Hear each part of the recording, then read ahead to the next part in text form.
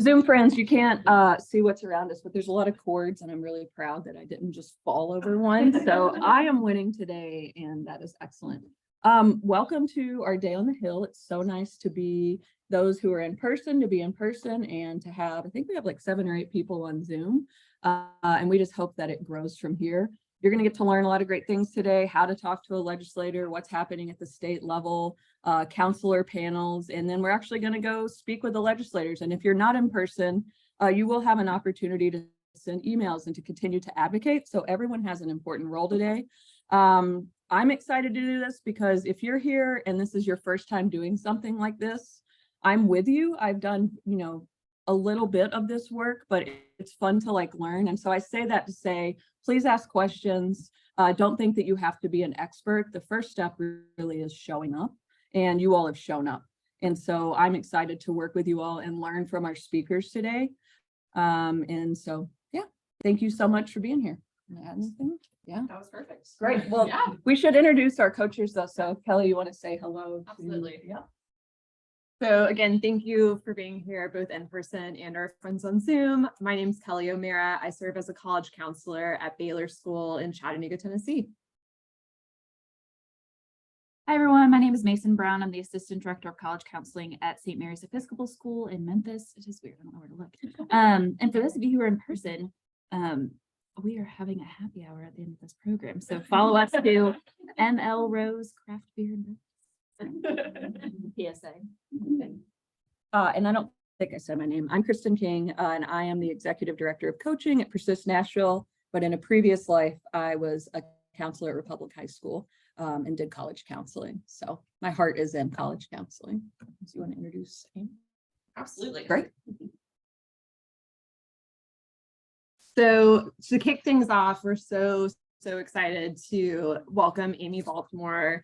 So Amy was directed towards us, and from the first time that we met her on Zoom, I think Kelly and I were both like texting each other on the side, like we got to figure out a way to get her to share this information, and not just the amazing work she's doing, but the positive attitude with which she does it. And it's just such a light within our whole worlds and within this counseling world especially. But a little background, her day job is that she works as a school counseling supervisor for Rutherford County, but during her career of about 19 years, has done everything from technical and career placement to working with elementary school students, so really across the board, and has done that all across the Southeast, from Escambia County in Florida to Atlanta, Georgia, her hometown, and now in Tennessee. So the other hat she wears is for the Tennessee School Counseling Association, where she serves as the director of legislation and public policy. So that is the capacity at which she will present to us today. So thank you, Amy, and welcome. Oh, sure. Yeah. Thank you so much. I'm going to move the laptop down too, so that they can actually see me from a normal angle. Hello, everyone online. Appreciate that. All right. So basically, I want to give you a little rundown. Thank you, Kelly, for that introduction. But my passion in advocacy started way back when I was getting my undergraduate degree from Pensacola Christian College way back in Pensacola, Florida, where I was just there for the beach. And as I was working on a double major and double minor in communications and psychology and all of these things, I really just started realizing that my life had brought me to a moment where I needed to step into graduate work and step into this as a career. I grew up actually from Atlanta, but I grew up in Eastern Europe and right at the fall of communism. So in that time and during that experience, I had the privilege really of working with some orphan foundations whose sole purpose was to go into the state orphanages, the communist run orphanages, and pull kids out and reconnect them either with their family, because under communism they were taken from their homes, or to find them new homes to live in. The trauma that those young people and children endured really gave me that focus to want to advocate for people who are supporting young people.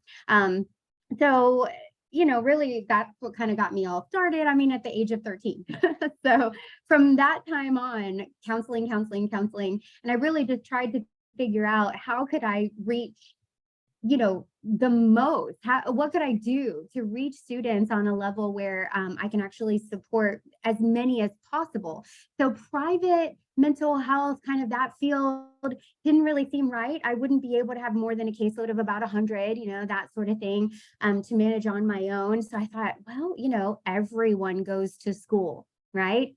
Even the ones experiencing trauma, even the ones who really truly need that support in order to become the best they can be and realize their personal success through academics, yes, but also through the support that a school counselor can bring for their mental health, for their personal success, and just their well-being overall. When you think of Maslow's hierarchy, right? We start at the bottom with just basic needs, feeding them, clothing them, right? And then we build into community, and then we build in that sense of belonging, and we want to bring them to that realization where they have a purpose in life.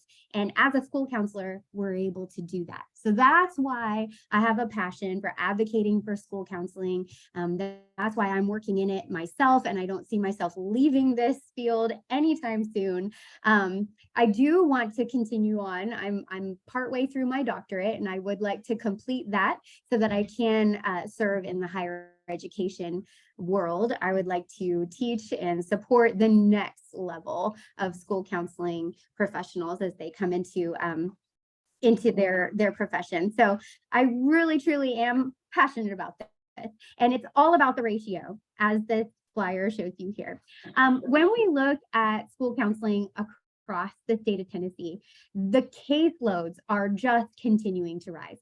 Currently, we are sitting at an average of 458 students to every one school counselor, and that's pre-K through 12th grade. So the thing that I want to kind of mention about that is that in our state policy in the state of Tennessee, we actually have two recommendations. We have a recommendation at the elementary level for 500 students to every one school counselor. And at the secondary level, 350 students to every one school counselor. But if you look at that average, that would be K-12, 458 students to one. So it kind of makes me think when we break down elementary and high school that we are all over the place with our ratios. And when you look at the state of Tennessee as a whole, we have extremely urban districts and extremely rural districts.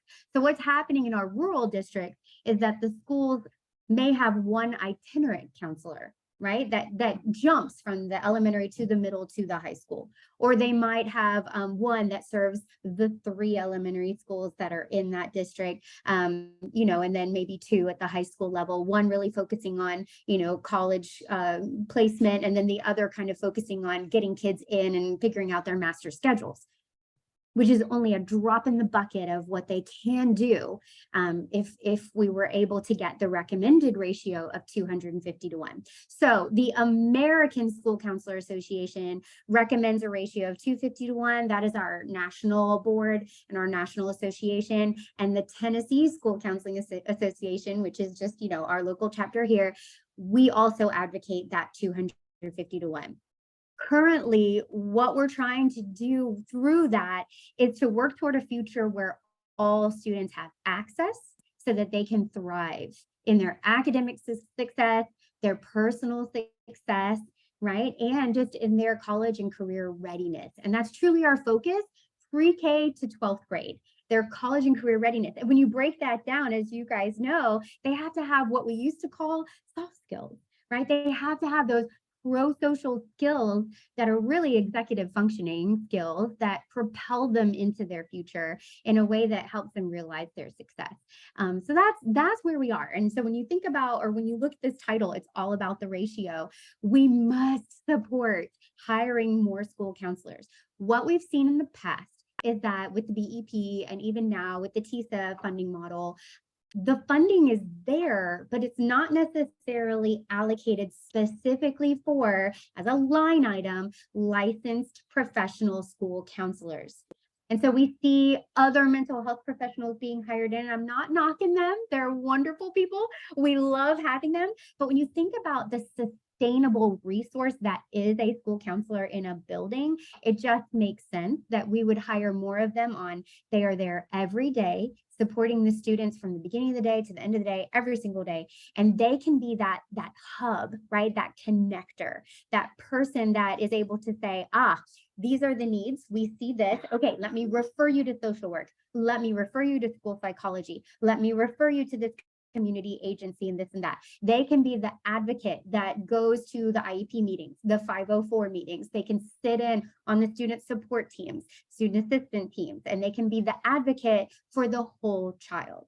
So that's what we're looking at with this 250-to-1, because currently, when you look at the use of time, which is something that all school counselors across the state of Tennessee will go, use of time. We take a week every fall, and we take another week every spring, if those of us that are following the model, and we will divide our time by 20 minutes all day long and look and see how are we spending our time. And it's a chore. It's a chore. I get it. I understand that completely. But what it does is it helps us advocate for our role so that we are serving students 80% of our time at the least. That's our goal. Well, across the board, when you kind of look at how we're spending our time, the time spent coordinating 504s, and that means scheduling them, gathering the data, doing all that. The time we spend planning the master schedule and, doing all of the things. Anyway, those things that are inappropriate uses of our time. And you can look that up on the Tennessee School Counseling website, schoolcounselor.org, for the American School Counseling Association website. There are appropriate and inappropriate activities. Serving on the 504 team, yes. Coordinating the entire process, not so much. So when we look at how we're spending our time, if it's pulling us away from meeting directly or indirectly with students, working for them, then it's something that we need to put under that category of inappropriate. What would help with that is having enough counselors in the building to actually do the work. So that 250-to-1 ratio is highly, highly, highly encouraged and supported by the Tennessee School Counseling Association. Let me see if I can scroll down a little bit so you can continue to look at this. There we go. Let's take a look at the school counselor qualifications there in the middle of that flyer. So one thing you may not be aware of, having a school counselor in the school building is actually mandated by the state of Tennessee. And school counselors are one of the very few school personnel who are required to hold at minimum a master's degree in school counseling. So when you look at kind of we're going to hear from Lisa Davies later. I know she's on as well. So Lisa from Lipscomb, hello. So glad that you're here. When you look at the qualifications for a school counseling degree, and you look at how many hours they're spent in practicum and internship, and you look at the coursework that they are that they're doing, it truly is a master's degree that exceeds what a master's in social work or a master's in school psychology requires for supporting student mental health and supporting student social and personal success. And we really are proud of that in the state of Tennessee, that those qualifications are high and that they are there. And to meet that licensure standard it's a strenuous task. Some of our schools here in our universities in Tennessee are now offering dual licensure in licensed mental health and in school counseling. They're offering EDS programs, so specialist degrees in school counseling, because it truly is an administrative type of a task. So flashing back to when I started in in my programming in Florida, it was an administrative licensure. It was a master's in curriculum and instruction, and I walked into it going, okay, I'm part of the leadership team. Awesome, right? Like, let's do this. Systems change, got it. Let me be a change agent for students. I'm in there. Then I got to Tennessee and realized something was different. They didn't even accept my licensure. I had to go back and, kind of take some courses at UT Martin. Thank you, UT Martin. Appreciate that. To make sure I had the qualifications that met the Tennessee licensure. So it's nice to see that school counseling in the state of Tennessee is moving in the direction of people understanding how important advocacy for students is. We want our students in the state of Tennessee to come out of their academic programming fully understanding who they are and what they bring to the table when it comes to the workforce here in Tennessee, right? We want them to understand, you know what, college is not for me, but wow, these trades, I can really dig into that. And I know that with these skills and this understanding of my personality, I'm going to be a good fit for that. Or no, academia is where I love to be. Like, this is, give me all the things. My daughter, I'm just gonna throw a little personal note in here on her. Hello, Shelby. She's a senior in high school and going to MTSU. All right, Blue Raiders, and honors program. Already thinking about, I want to have my master's degree in library sciences, and ooh, where can I dig into the research? She knows that's her pathway, right? Because all through middle school and high school, guiding her through that, she has realized that passion. She knows her skill set is perfect for that, you know, but of course she's got a built-in school counselor in her house, right? I want that for all students, right? I really do. And I know that I represent an entire group that believes the same as I do. We want that for all students, for them to realize their potential and know where they fit so that they can be the best at what they are, right? That's why we love this. All right, so moving on as far as qualifications, fulfilling the continuing education requirements. Wow. So as a school counselor, as we go along through our programming, we have so many requirements we have to continue to fulfill, especially if we're going to be nationally board certified, if we're going to meet our RAMP specifications, which are registered ASCA model program, and really bringing our levels of professionalism up to par. So we have trauma-informed practices that we, continually learn and grow about, building strong brains and all of that. Just a myriad of other things. We have to stay on top of the legal and ethical issues. We have new ethical standards that have come out, and we have to know about those because we have to stay abreast of all of those ethical and professional standards.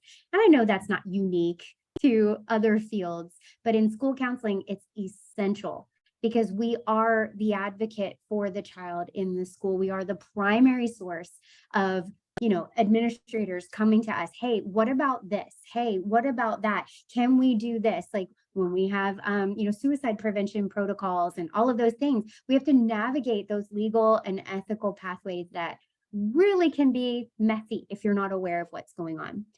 So when you look at the graphic that's a little bit further below, 1 in 5 students do not have access to a school counselor.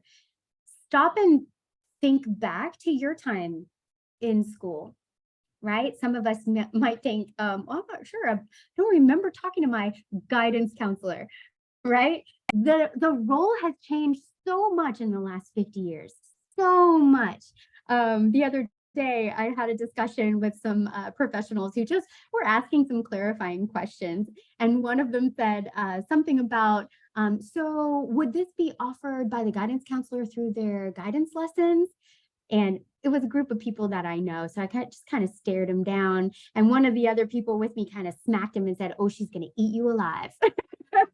Because we have changed so much in our role. We are now called school counselors because we're advocates for the whole school. And our role has shifted, especially in the 1990s and beyond, and especially in elementary school. The role has shifted to be more of that person who provides learning opportunities and guidance, yes, on a more personal level, as opposed to, let me just tell you which classes you need to take and get you through the program, right? So that's kind of why we are saying, hold on a second, if 1 in 5 students do not have access to school counselors, looking at the state of our world as it is today, what are we doing to truly support our future leaders, our future workforce, our future community members in recognizing their own personal success and how to navigate that and access it. So it's a matter of access. I have a few other things in your folder, and there's another flyer. Let me see here if I can pull it up for those of you online. Here we go. So just to give you an idea, what do school counselors do now? Okay, so the school counselor's role, we're wanting to create that future world where all students thrive. So when I talk to you about the amount of time that we spend in different activities, 80% of our time in direct and indirect services, let's look at what those are. So direct services, yes, instruction, that's part of it.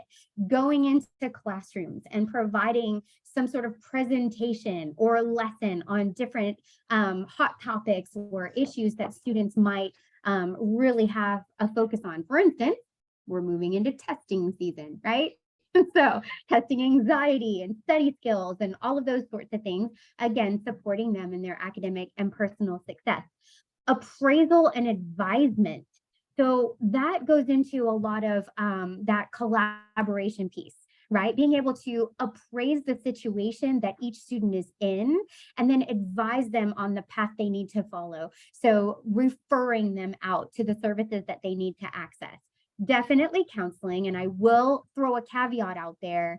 We are not mental health therapists in the building, right? Like we want to make that abundantly clear. We do provide services, counseling services, but we do not do therapy in the schools. But again, that's part of our appraisal and advisement. So if we reach a point where we see a student would definitely benefit from furthering those professional counseling services, then we refer. So when you think about the indirect services there at the top of that form, the consultation and collaboration, that's where the school counselor has that unique opportunity to meet with other community members and form those relationships so that when they do have a referral, they can send that student to a trusted source. Right. So being able to meet with people in the community and form those relationships is hugely beneficial. Is this happening on a regular basis in our schools across the state of Tennessee? That's the question. And for the most part, the answer is no. It's impossible because our caseloads are so high, we're putting out fires left and right. Not even that, we're dumping a bucket of water, running to the other one, dumping a bucket on that, but then having to go back to this one because it's still smoldering, right? That's what we're having to do. So when it comes to those preventative and interventive type of measures we could take, they fall by the wayside. They just do. It's the reality of it, okay? We're running around putting out fires. We're running around trying to make sure that the kids who are drowning have the supports they need. But then these over here who haven't even learned how to swim yet and aren't even in the water are not able to get our support. Sorry, I like visuals. I like being able to kind of put a story with it. So really, when we think about that ratio, 250 to 1, just imagine that, right? So even at 250 to 1, if school is a 7-hour day for students, right? Do the math on that. Are we still able to see every student even once every 2 months? Maybe, right? So even at a 250 to 1 ratio, and I like to actually refer to that as our caseload, okay, a 250 to 1 caseload, you're still not seeing every student, but maybe 4 times in the school year at 250 to 1. So that's where being able to build in the systems of support, being able to layer in the tiers, right? Being able to use the data and assess the needs and set those other supports in place, our social workers, our school psychologists, all of those community members, being able to connect them with students and be able to do that collaboration and that consultation and those referrals. It's so vital. So at 250 to 1, when, as you guys know, working on our what the requirements they need for college and career readiness, right? We're working on those, but then also the pro-social things that they need to know in order to be successful as a human being. It's almost like we're going back to the basics of why public education was even founded in America, right? To provide workforce, people who are ready for the workforce. It's almost like going back to the basics of that. All right. So that 250 to 1 really, really is the catalyst for helping us be able to meet that minimum of 80% of our time on direct and indirect services. The other 20% of our time, what are we doing? Well, program assessment, school counselor assessment and appraisal. We want to make sure that we are staying on top of our ethical standards, that we are self-assessing and making sure that we have our beliefs and our vision statement and our mission statement aligned with the school and the district's goals, their vision, their mission for students, making sure we're pulling our data and making data-driven decisions, that we're vetting any curriculum that we're offering, right? That it's research-based and evidence-based and not rooted in just opinion, right? That it's not rooted in someone's idea of, oh, this is cute, we'll just try that. Yeah, no, we've got to make sure that we are sticking to our ethical standards, and we do have competencies. We actually have kind of like a core curriculum. You know, we have standards and competencies that we would love to be able to throw out to our school communities and make sure that we're facilitating that learning. Right? So what do school counselors do? There you go. It's right there. And I would venture to say this is what we would like to do. What we're doing right now is the bare minimum, to be honest. From personal experience, anything over 500, and you literally, from the minute your feet hit the ground to the minute you leave, which is way past the time that you should be leaving, right? You know, working way overtime and not being paid overtime. But at anything over 500, and you are just in a whirlwind all day long. And so then you look at attrition and how expensive that is, right? Onboarding new professionals is way more expensive than keeping the professionals you have. And the way to really balance that out is to lower that ratio. Hugely, hugely supportive of this, obviously. All right, so I have a few more minutes. Let's just look at this real quick. This is from Ed Trust. The Alliance is one of our partners supporting us in this. And this is a really great document. It is national, but I'm going to show you in a second how we can look at the state of Tennessee and where we are. The school counselors are an important part of a system that ensures students have excellent educational experiences. And when you look at really all of the different things that they have on here, it's all about access, okay? Across the United States, the counselor ratio is 464 to 1. So if you think of Tennessee, we're at 458, which is kind of right in the middle, you know, of what we're looking at for the nation. So if you scroll down to or flip over to the back and you see these maps, you can see that we are at better than equal access across the state, but definitely too few. And when you look at the number that are blue, the number of states that are blue, I mean, come on.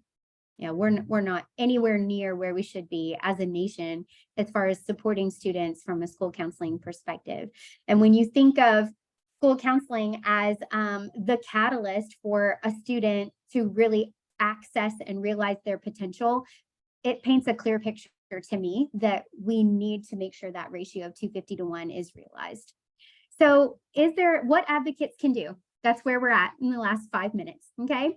So when you look at this right here, as far as we've already gone through the data, we've kind of talked through some of the ideas, but when we look at what advocates can do, we want to kind of assess, is adequacy a problem in our state or in our district? Knowing what I know about the state of Tennessee and having worked here for the past 10 years and then being part of the Tennessee School Counseling Association, I would say, yes, adequacy is a problem, most especially in our rural districts. Access to a school counselor is little to none, and we're struggling. We're really struggling in those areas. I'm very thankful for what I am seeing are a lot of grants that are coming out now to reach out to our more rural districts and provide school counseling candidates in those areas. Very appreciative of that and definitely behind that 100%. But there's more that we could do, okay? So what funding could be leveraged to kind of help those most severe shortage areas? Those grants, those are helping a lot. But what could we do sustainably? This bill that's being presented is a sustainable thing, right? If we can put that line item in 250 to 1, and then once the population increases past 250, we start the process of hiring another school counselor. Because if you've looked in Middle Tennessee, East Tennessee, West Tennessee, if you've looked at all at the population increase, our state is booming. So we've got to start thinking ahead. Maybe be preventative Wow, what a novel idea. I would love to see that. So equity is a problem. We don't have adequate resources for school counseling candidates in all areas, and we're working toward that. This bill will support it. So what are the action items? All right. Number one, email, call, meet with the Senate Education Committee members, the House's K-12 subcommittee members to express your support of this bill. The Tennessee School Counseling Association will be releasing a letter of support that you can, copy and paste and send along. That'll be coming soon. I can send it to you if you reach out to me. I don't mind sending it to you personally, not a problem. We are also planning our own Day on the Hill for Tennessee School Counseling Association on March 20th. So details about that will be coming out. You can follow the Tennessee School Counseling Association on social media. We will be updating our social media for that. And then this is something that you can do just locally where you are. Talk with education leaders, talk with board members, right? Talk with the superintendents, directors of schools, talk with the administrators in the different buildings. Going through my program, my EDS program in education leadership, I was one in a cohort, there were 60 of us, and I was the only school counselor in that entire cohort. And as I went through that programming, I realized they don't understand school counseling. So I was constantly advocating for, oh no, it's school counselor, right? Like, no, not guidance counselor, it's school counselor. Well, no, you have that person in your building. They're your school counselor. Yeah. They're your mental health person. Yeah, yep, okay, good. It was just a constant advocating for the role of school counseling because it's widely misunderstood. So if you reach out to the schools that your kids go to, if you reach out to the district that you're in and the school board and just tell them that you support the hiring of additional school counselors, that'll go a long way. So thank you so much for the opportunity to speak today. I truly, truly appreciate your time and attention. The Tennessee School Counseling Association is only one group that is supporting this. So NACAC, thank you so much. The Ed Trust Alliance, we appreciate them. We appreciate Senator Campbell and Representative Love and all that they're doing to push this bill forward. If there are any others that you could connect me with, I would appreciate that support. And thank you so much for your time and attention today.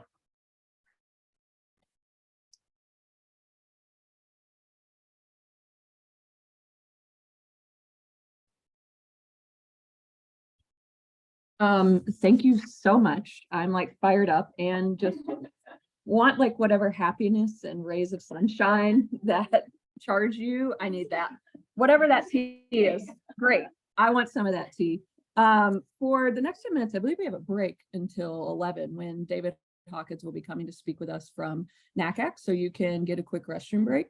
If anyone does have any questions. Yeah, does anyone have any and if you do have questions, please ask. But yeah. We're gonna start the break. Yeah. So if you're on Zoom, we're going to go ahead and mute for a minute here. Please put any questions you have in the chat and we can get to those. And then if you're in the room, you can obviously ask in person and we'll come back together at 11. All right. Thank you.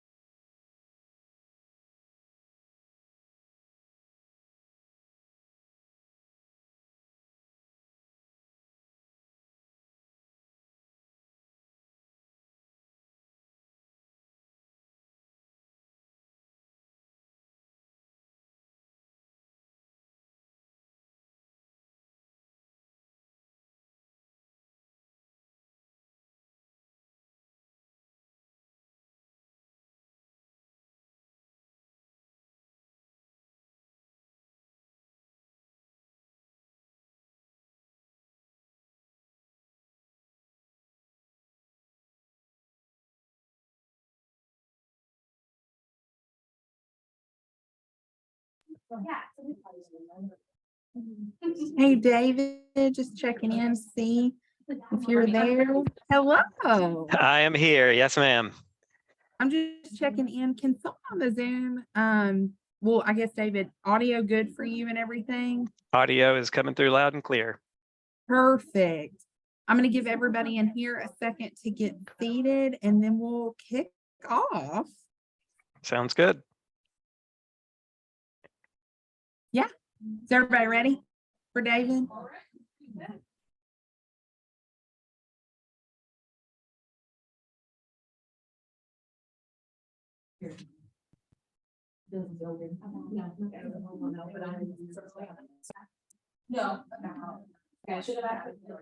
Okay, I didn't realize how the screen was. Sorry, I had to adjust that really quickly. But I want to go ahead and introduce David Hawkins. David is our just data guru and policy guru with NACAC and provides all of the answers for us that we need. And it's just such a great resource and such great advocate for counselors and the people doing this work every day on the ground with students. So we're really glad to have him here with us today. And I will let you go ahead and get started, David. And I will, if you'll just tell me slide, I'll hit next when it's time. Okay, great. Thank you, Kelly, and thanks everyone for being here today. I always open every advocacy presentation by thanking everybody who's in the room, and that is mainly because I know how difficult it can be to step out of your day-to-day role and your role with family or friends to advocate. So I want to make sure I thank you for taking the time to care enough to advocate on behalf of our students and our professionals. I'll apologize up front. I'm wearing headphones, but I don't know if you can hear. There's a reception going on just outside my door. Our NACAC board chair, Vern Granger, is here, and they're doing a lunch. So I hear all of this background noise. So I apologize if any of it comes through.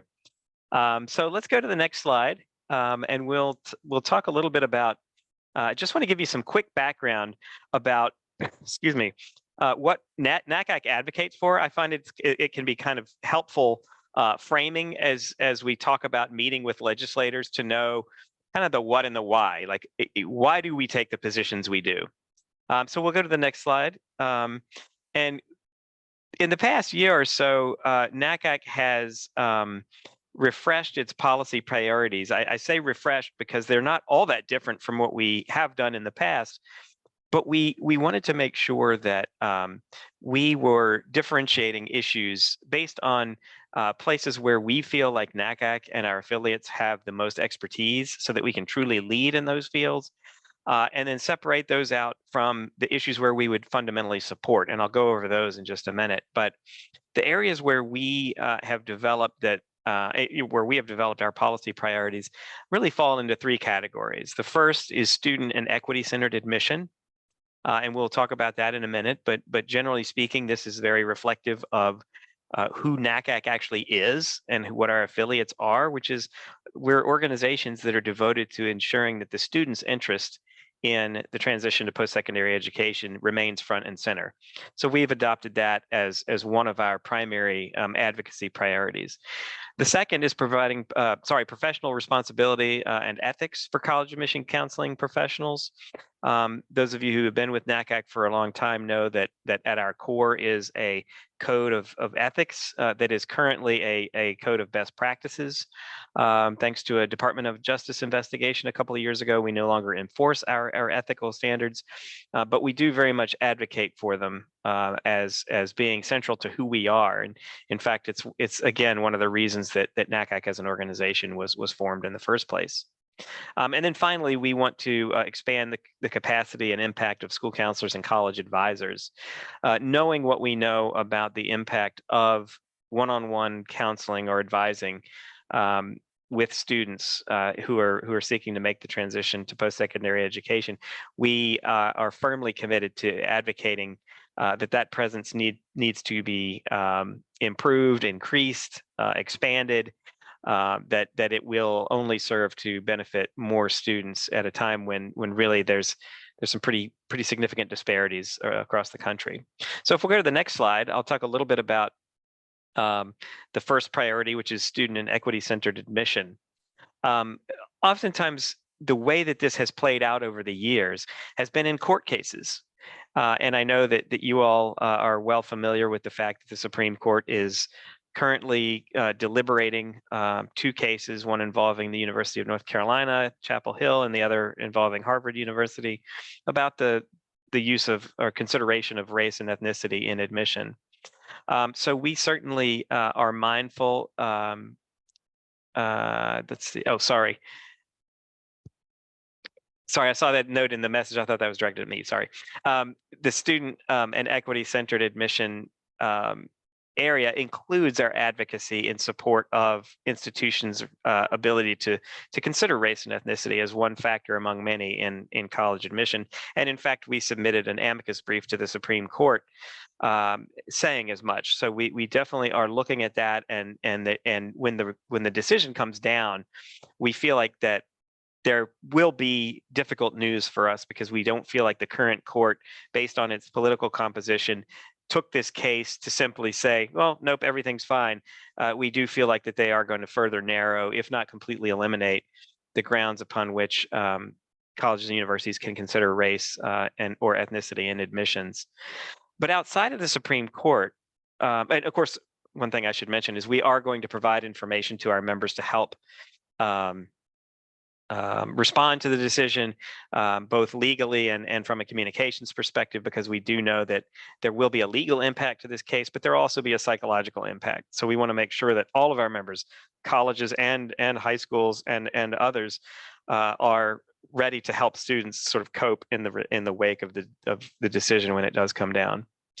But while the Supreme Court does play an important, if outsized, part in the landscape of equity in college admission, we also are very much keen on expanding the playing field. We will not stop being committed to equity. And I know that's difficult to say in some political contexts, because I know there are many states, including Tennessee, that have dealt with things such as, divisive concepts laws and critical race theory and all sorts of different topics that that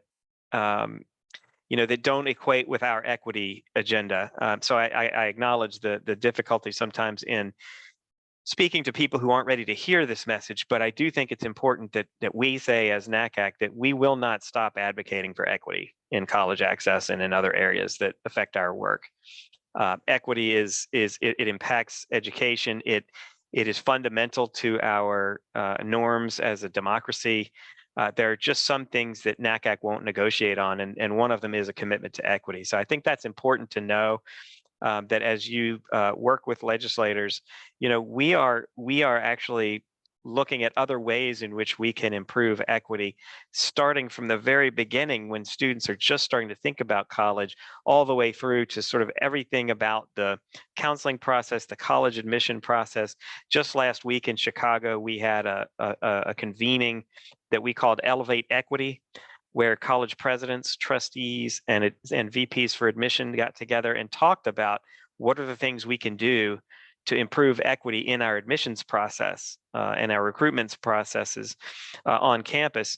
So there's a lot of different areas where we hope to churn up new conversations, to open up new fronts, as it were, and use NACAC as a clearinghouse for equity-centered practice. So while the Supreme Court decision is going to be a factor we have to deal with, we are also very much future-focused. And there will be advocacy to be done. It could be in institutional context. It could be in the policy context. So we'll have to, we'll certainly keep everybody apprised of how that plays out.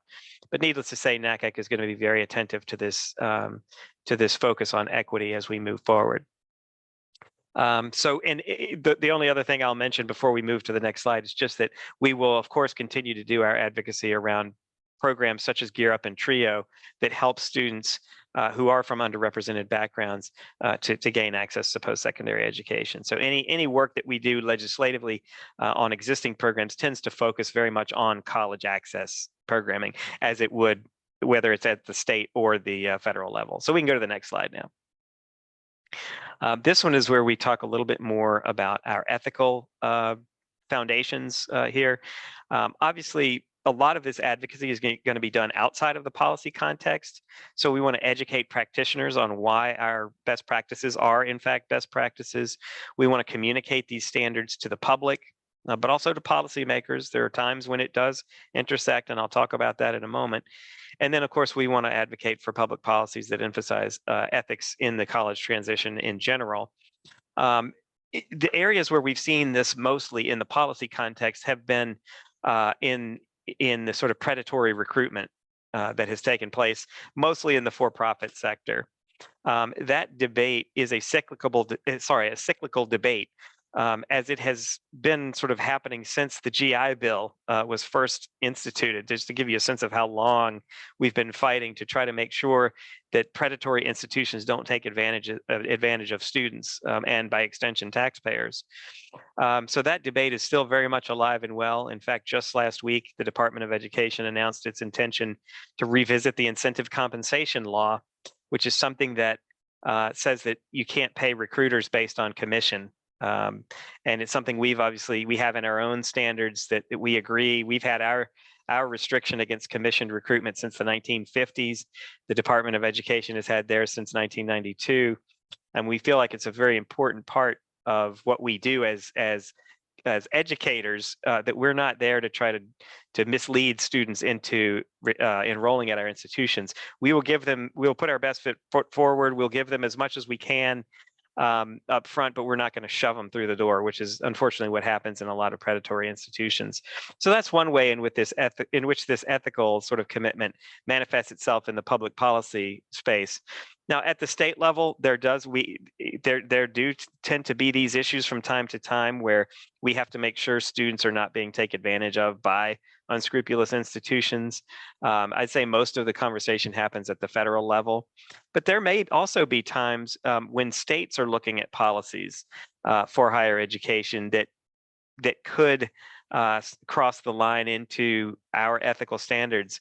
One such issue I can remember, it's occurred many times over the years, but the latest one that I remember was actually in Arkansas, your next door neighbor, where the legislature didn't pass its budget until almost the fall, when students were starting to get ready to go to school.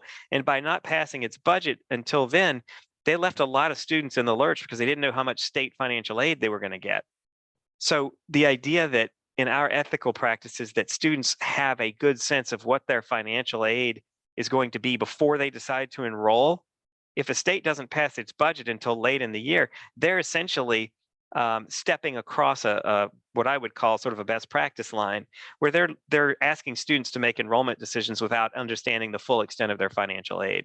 So that's another way in which that this could come into contact with the public policy sphere. So I'll go to the next slide next. I just said next twice in the same sentence. My apologies. I call that my Austin Powers moment.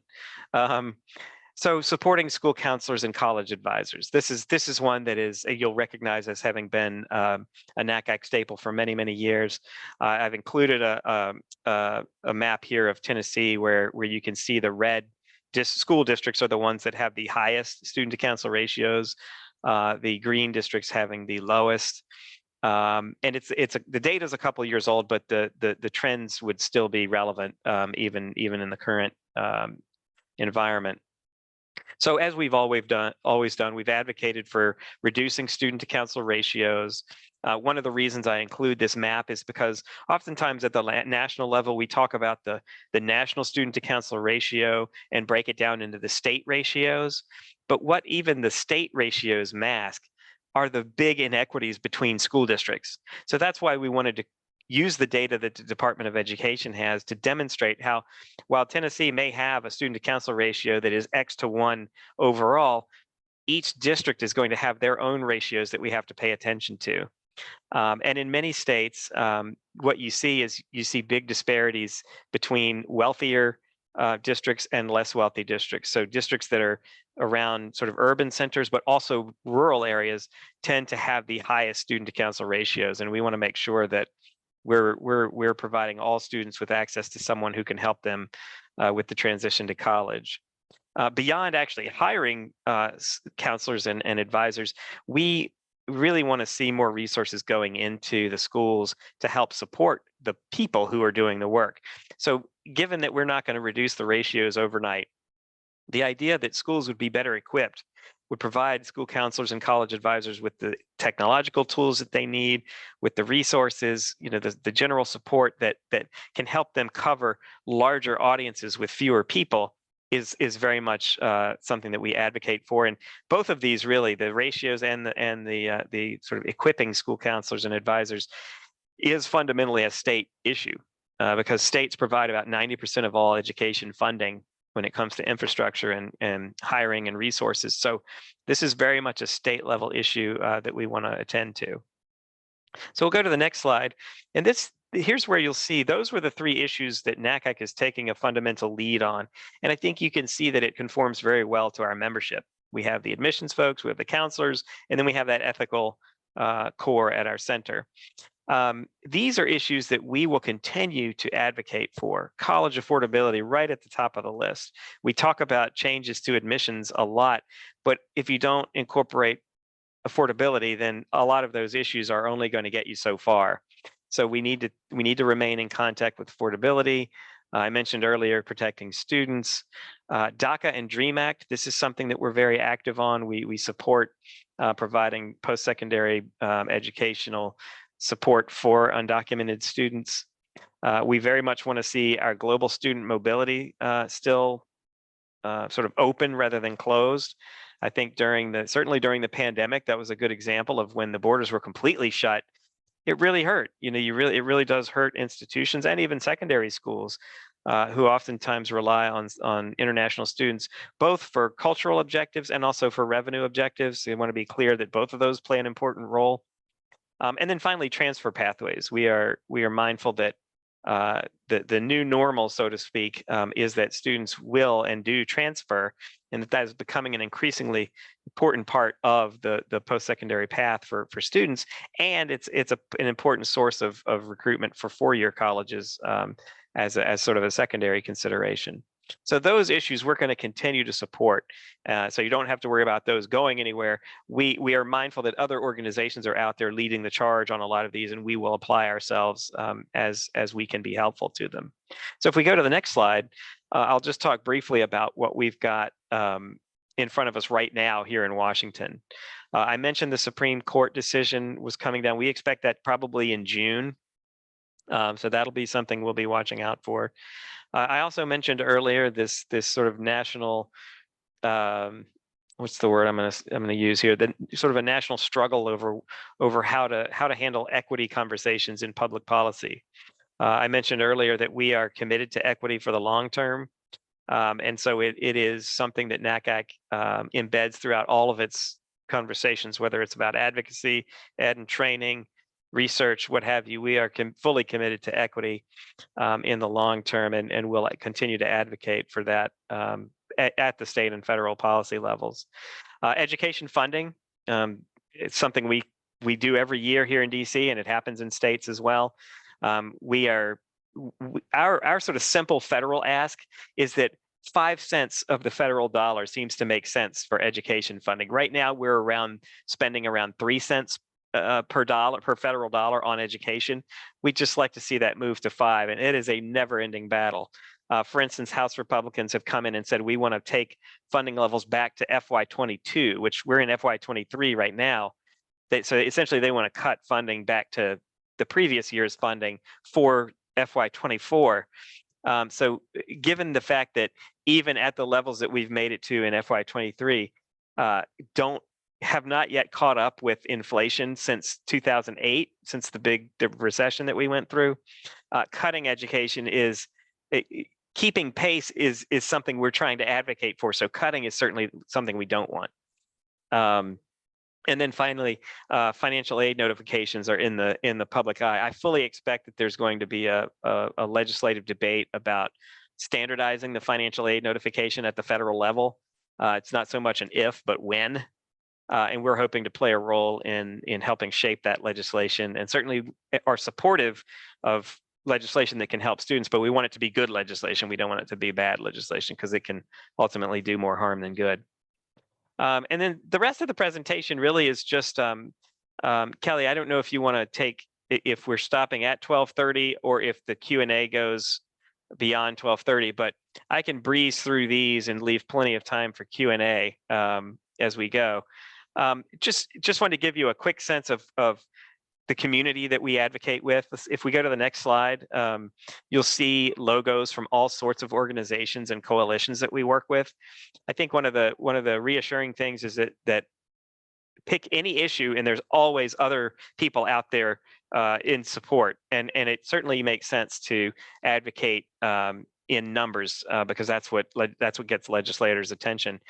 And oftentimes, if you find yourself talking to a legislator, and they may actually ask, are you working with these people? Are you working with those people? You know, the answer, if you aren't working, it can be no, but I'd love to get in touch with them.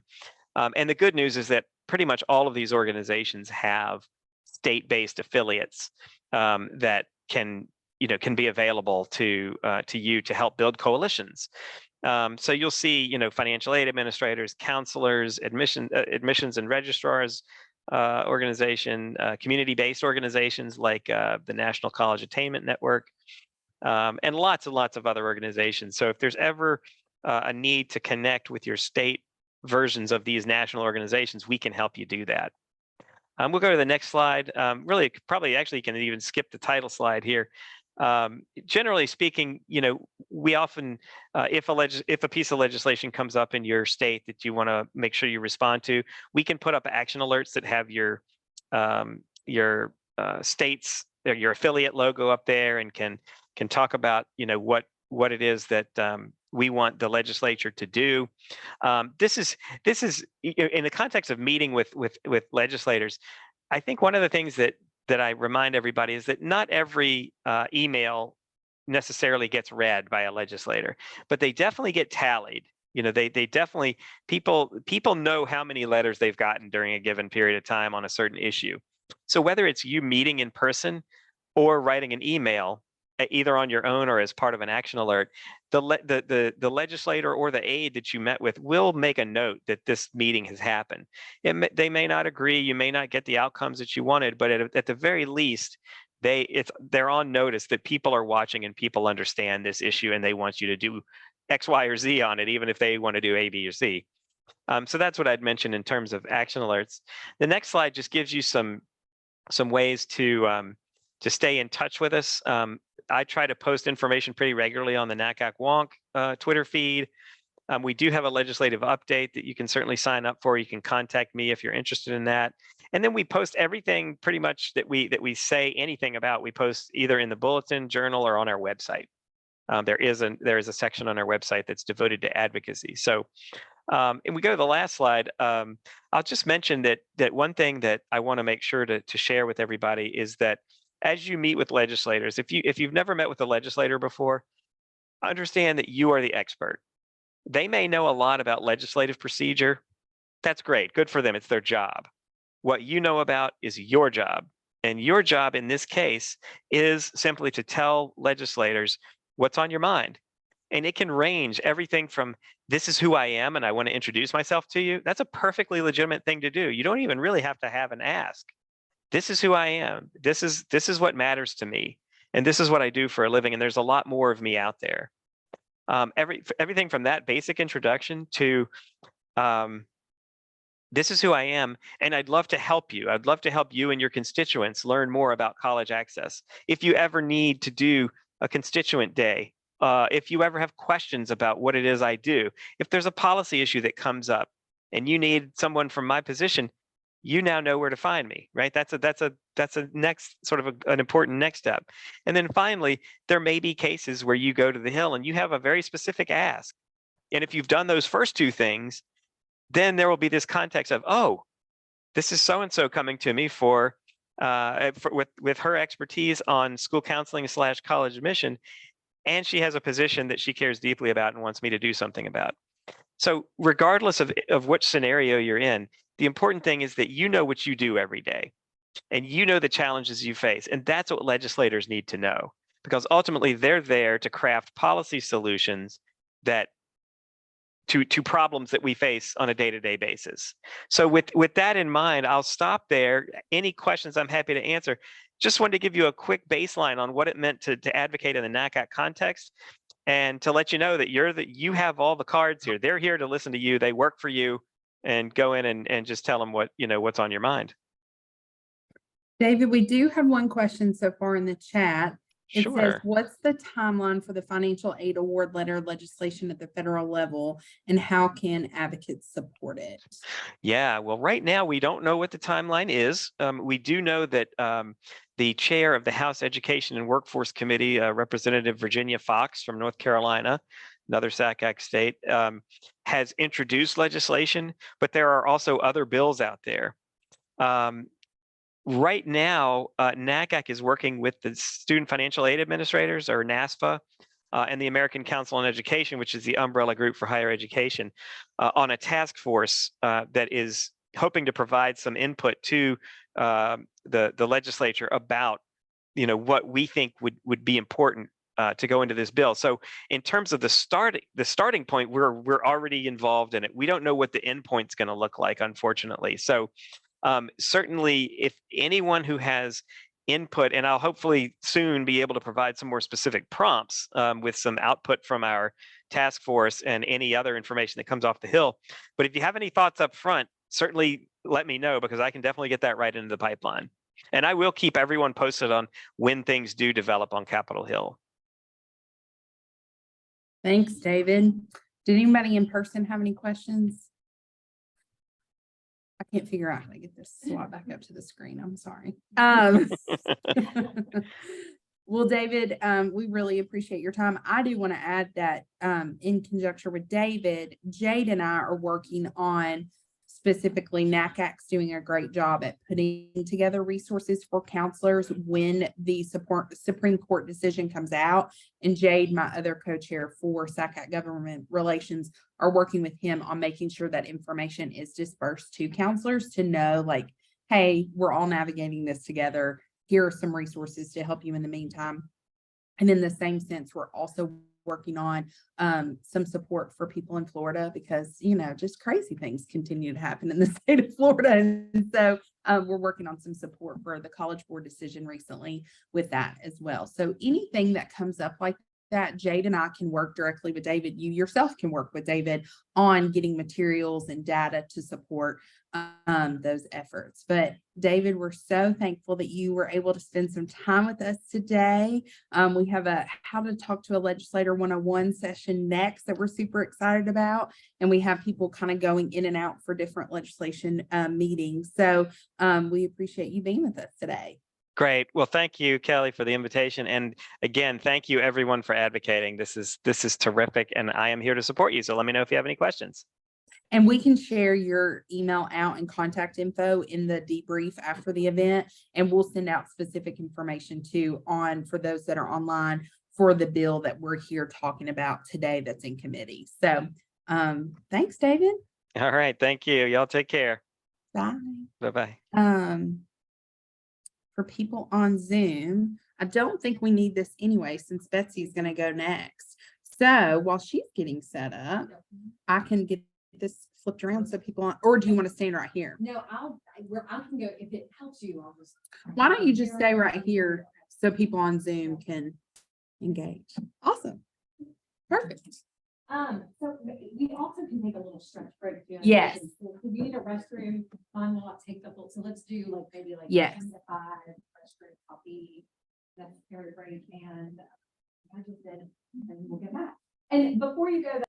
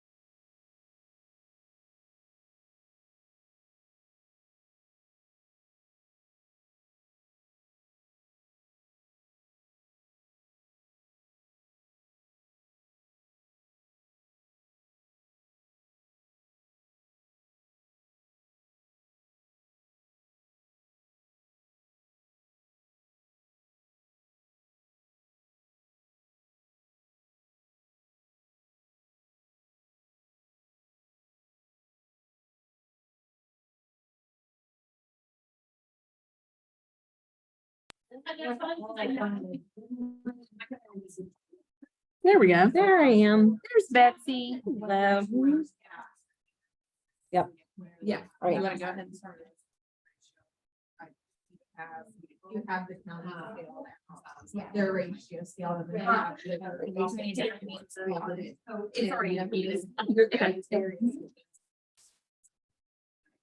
Okay.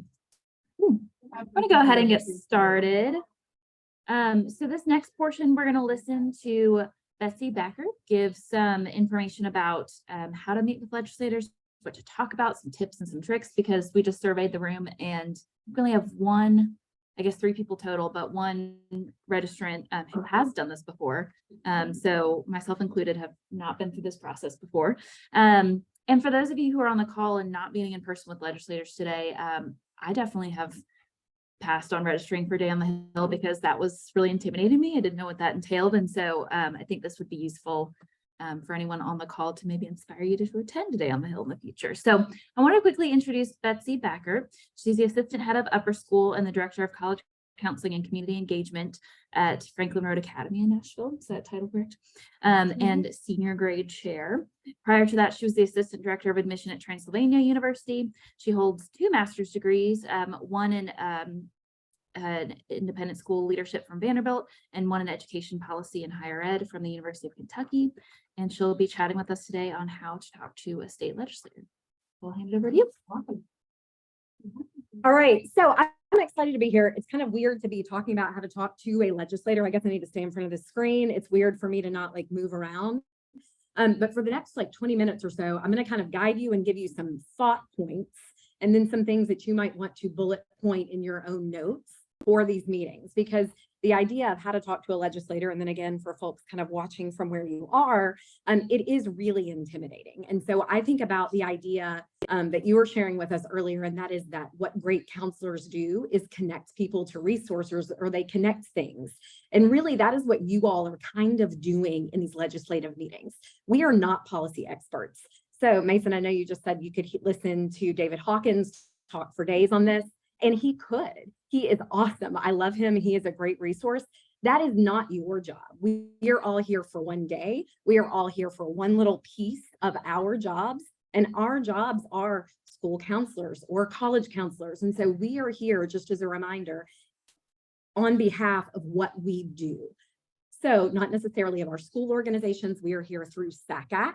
And so always referring that back to that, but you are here for that reason. You mentioned, do you know the date that the school counselors are coming? March 20th. And so they will hear from you all the time. And so the first thing that I want to share is that right now, what you're probably feeling is like, I'm 1 hour out from my meeting and I need to have these bullet points and these things. And I need to remember it's House Bill this and this, or it's Senate Bill this and this. And you do need to know what you're talking about, right? Like general savviness, understanding.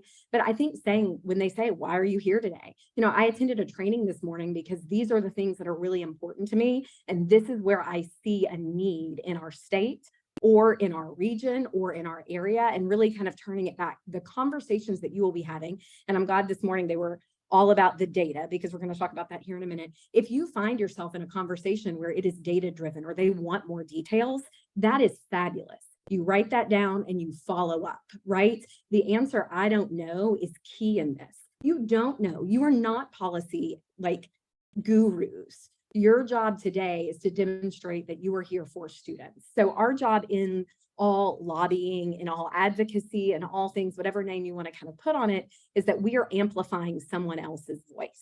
So this is our voice today, but what it really is effectively doing is you're amplifying student voices. You're amplifying other counselor voices. Your colleagues who may not have been able to get out of the building today, but would love to be here talking for their students, right? So I'm looking at you all because we have a whole lot of that happening, where a lot of us do come from independent schools, or we're coming from the college side. And maybe if we're here talking about school counseling ratios, may not hit exactly on what your job duties are or what you are doing in your day-to-day work, but it definitely influences their constituents. And I think that is the key thing here, is that you are here representing those constituents for SACAC, for Tennessee, and you really want to share your story about how students can be better served in the college counseling piece. So again, we heard about all of these pieces. We heard that a lot of these school counseling programs do not necessarily focus on college pathways, college going. And that's because school counseling programs don't even have time for that, right? Like, so I think those are the keys and the pieces, and that is how much work is being asked of our counselors, and thus why we need more and more and more resources. And again, I think each conversation is going to look so different because, like it would with any of us, we all have interests. They have interests. So partisan politics are certainly real. Certain bills are more partisan than others. And so I think entering into that conversation with that is very, very helpful. You heard David talk a lot about the equity piece. I think that is really important probably to many of us in this room, and also may not fall on the right ears today. And so I think your job is to sit into the room, speak for what you know, what you care most about, and then let the conversation steer you from there. And again, if there are other data points, if there are things, if they want more information, refer them back to Kelly, refer them back to David, who can really look at the legislation and really dig into that. But what you are doing today is raising that voice. So you are just basically pulling it to the front of their attention. Really, I want to advocate on these. I think knowing from NACAC and what's in your packet, which bills are currently the ones that are really on the table that they could impact the most is great. Earlier, when we were talking kind of as an aside, we talked about like small steps, right? And that really is the ask. We are not here asking for a new bill. We're not asking for these things. We're not saying, please designate, 6 pennies on the dollar to this, right? Like, you all don't need to know that. We don't need to know that. What we need to know is how better students can be served if they have better counseling resources. And then some of them may want to direct the conversation to other things depending on what you are prepared to talk about. So what we're going to do in just a minute is I really do want you to think through what a typical day in your life looks like. So how are you serving students? How have you served students? If you can think about 2 or 3 students who have been impacted by your work and who may not have been impacted had you not been in that role or in that area to guide them, those are often the best stories, because again, they'll see this legislation, they get emails, they get things, they get clicks. Sometimes you will also be meeting and telling these stories to aides. So David hit on this, and I really want to reinforce that.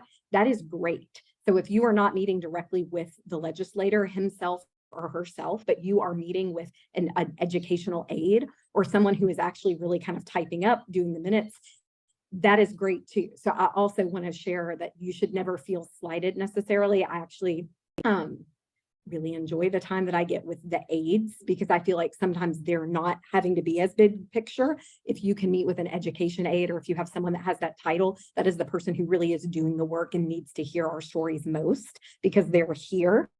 And they need to be able to like amplify that back to the person that they represent. So just a little bit of an aside, I started doing this. Margaret was like, what year was that? And I actually don't remember, but I was really fortunate to have a really, really great mentor when I first started working in college counseling at Transylvania. Her name is Kim Schaefer-Schroeder. She was on the NACAC board for a while. Some of you may know her or have encountered her. And she said, you seem to really have a heart for this. Why don't you come to this Kentucky ACAC Day on the Hill? And then I became the government relations chair for KYACAC. And then I moved to Tennessee and then did it for a couple of years for Tennessee. And then, so really the idea of that was just moving it along, but it is something that's really interesting. And for her, that was kind of like, again, what counselors do. We see what students appreciate, we see what students like. And so the first time I went to DC, I started doing this like at the federal level too. And I think the biggest differences, and so I share this for everybody on the call and for this, if you're ever interested in attending the NACAC Day on the Hill, and at those federal meetings, it is different policies, right? Because everything is written differently. Federal funding, it's states that oversee education. But then for the federal piece, it really is about funding dollars and Pell Grants and all of those pieces. And so I think what I just really want to reinforce is I'm going to let us do some little breakout groups here in just a second to try to like narrow down our bullet points, maybe to look and see who you are going into the meeting with, to figure out who wants to kind of talk first, who's our opener, who's our closer. I think that's how this time will be the most helpful, practicing those things out loud, or bullet out the stories and the ideas that you want to share. But it really is an important piece, like the idea of this financial aid award is really, really relevant right now. So I was at a conference last week in Los Angeles. So USC puts on a conference every year, and it was about 150 vice presidents of enrollment, deans of admissions that are all meeting. They're trying to figure out what is going to happen with the Supreme Court case that's happening right now, and how they can continue to build out ways that students will be served in terms of reflecting their stories.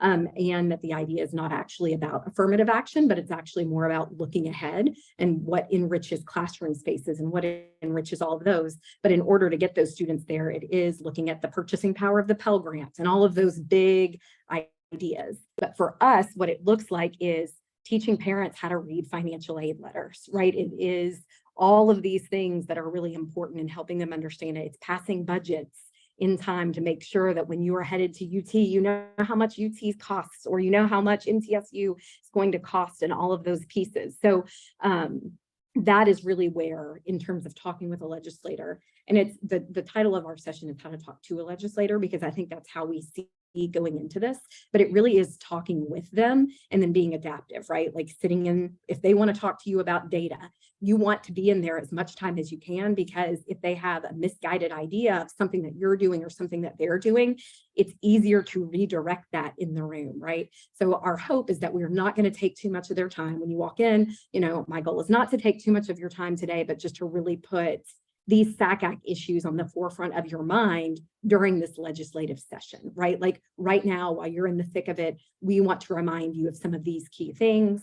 I am here as you can share whatever your title is. If you're comfortable using your organization, that's also fine. But again, we are here representing NACAC, not necessarily your school or your background, and then explaining why you want to do that, why you took a day to come to Nashville from wherever you were, and why this is important to you, because ultimately we are the constituents, and we are who they, so I very much want to see that everybody kind of embraces that. I think that is what I'm most surprised by when I go in these, is not how intimidating they are, but how unknown the work that we do is to them. So they may own a car dealership. They have no idea. So I think, right, like that's kind of the idea. They own a big car, like they have never really thought at all about school counseling or school resources. So sometimes it is helpful to turn the attention back to what have your kids' experiences been like? Have they been positive, negative? This is how we see. And so they really want to talk about things that are on the forefront of their minds too. And I think really redirecting the conversation back to what we need and what we want is important, but also being willing to listen to what their experiences have been like and how we're working to kind of help fix that, and how they can help fix that if they see gaps. Yeah. I wanted to add something, if you don't mind. Yeah, When we please. were at that meeting earlier, you know, he mentioned all of his experiences teaching, and I appreciate that and I respect that, but as someone whose parents are teachers and was a counselor, they're very different roles. Yeah. And I think some people, even if Yeah. they're like, I'm a former teacher, Yeah. I know what this looks Yeah. like. No. You don't necessarily You know don't. what counseling looks like. So Yeah. that's a great point. Yes. So I think it really is in just enlightening them on what you see, and you are the person on the ground and you are the expert in this field. And so that's what I cannot stress enough, how much you are the experts here. And so the more and more I do these meetings, the less and less intimidating it gets. And again, sometimes, and it's very often, it's not adversarial, but I will say usually coming in and wanting to learn about what they're doing, or sometimes I will ask the question of like, what do you feel like your legacy will be with education? Or what do you feel like you are doing to advance education in our state? That is the reason that I'm here, and really want to, I want to highlight some of these things, but how do you feel like you can play, like be a partner in this conversation, because it's such an important topic. And then again, sometimes they're going to start telling you about what they're doing for this bill or what they're doing for that. And that's fine too, because you're still on the forefront of their mind coming in and out of this, and offering your resources. So always at the end, making sure that you leave a business card if you have one, if you're comfortable sharing your school, sharing those things, if not a personal email, having something ready to give them, and then following up. And this is where some of our partners at home or in your offices can help us too, is sending the follow-up email. So thank you for your time. The follow-up, here are some action items. Here are the things that I relate. And so really titling the subject of that meeting follow-ups, so they know that you were someone that was in their office recently. And then also keeping the name of who you met with. So if you are not meeting with the legislator, again, themselves, who are you meeting with? Who is that person that you can also follow up with, becoming a resource? So I have had people reach out to me in the past after doing this that have said, no, I actually would like to bring you in so that you could come and sit and talk to a group. It's not like it's not an amicus brief. It's not testimony, but as we are, writing this legislation, would you look at this? Would you do these things? So I think offering up your services for that, like, if you're interested in writing a bill, or if you're doing these things, please bring us in, or speak with the school counseling organization, speak with our SACAC reps, make sure that, we're happy to be an advocate and an ally to you in terms of writing those pieces, and can help support that in as best we can as we're moving through all of this. Any questions before I have a couple little other things that I'm going to task you with as you kind of get into small groups or start bulleting for some of your meetings? Thoughts, questions? Approach every conversation depend on who you're talking to, like their role, or do you feel like you have an elevator pitch that you tweak as you go? Yes. Yeah, that's a great question. And that was kind of how I was going to wrap, but we'll just do it now and then we'll have some time to. So I do think you do need an elevator pitch. And then that's where I think now the next 10 minutes and kind of looking at who you are meeting with and who is going to be in that group. I think it is much more effective when you all walk in together, if you're in a group of 3 or a group of 2, who's going to kind of like be your lead batter and who's going to kind of wrap and close, so that when you walk in, you're not both just looking at each other and like, oh, like who's going to speak first? I don't want to walk all over you. Who's going to own this time? And then I think doing a little research on the person that you're meeting with is really important. So there's some resources in the packet, but you can also just Google and you can kind of tell the background of the person that you're meeting with. You can usually see their voting record too.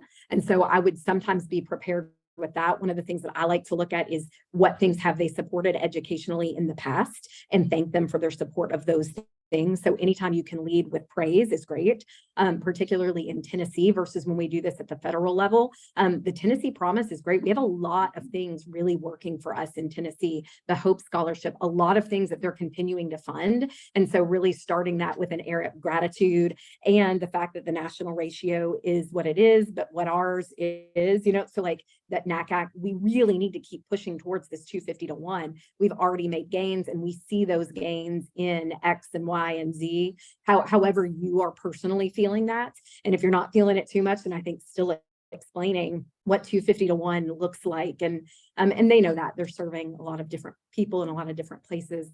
And then I think also remembering, maybe we don't know their schedule. We don't know what is right before you. We do not know what is right after. And so I think really recognizing the place of this conversation within the greater whole of what they're all trying to do. For us, this is the most important day for what we are doing. And this is our time slot. And so I think really approaching that thoughtfully and purposefully within the context of what they're trying to do in this legislative session. So researching the bills that they currently have and what they are really, and any ways that you can build connections with that are really, really helpful. But Mason, to your point, I do think going into the conversation, knowing their background, knowing their voting record, particularly in a really, really divided partisan situation that we're in right now, can help you have a lot more leverage. And again, you don't need to pivot on any of your points or any of the things that we're talking about today. Necessarily, your pitch stays the same, but sort of your follow-up and your asks will probably look a little bit different based upon what they're trying to move through this session and what we want them to move through this session. So keeping that in mind is helpful. Any other questions? Yeah. Any data from Tennessee? I'm just thinking about that first meeting that we had gone to, and a certain percentage of kids from Tennessee attending college, and I think we fell back during COVID. Yeah. From what I saw, I don't have the stats in my mind. Do you have it? Yeah. Yeah. So the question was about the statistics of college going rates in Tennessee, and if that has like gone backwards in COVID and in some of those things. I don't know. Do you have? Tennessee Chiefs just put out Yeah. that data. I cannot remember. it And off. I would say on a national scale, it actually is not as drastic as some other, like, again, I really do think like Tennessee promise. So some of that has shifted in where students are going is what I think we're seeing, but it has not necessarily. Now, I Yeah. will tell Megan Kusin with Mhm. Metro, which I think is such a testament to the work Kristen and her group is doing at Persist. What Megan constantly talks about is, yes, our Tennessee promise numbers are high. Yep. Yes, our FAFSA completion numbers are high. Yep. And we get kids in the door, but they're not staying. Exactly. Yep. And Yep. I think that's what Megan really harps on, the counselor to student to ratio. And Yep. what I experienced so much in the school is then those kids, sorry, I still call them kids, reach back out to you with their questions. But if Mhm. you're dealing with a 600 caseload, Yep. you're not able to answer those questions Yep. like they've done. So that's the big thing I know Megan has really harped on. It's not necessarily the going to college rate, it's how many are complete. Right. That's what Megan and I have been talking a lot about, giving them those skills to be able to see past Yes. just going to college. Like, Right, it's not right. the only answer. Right.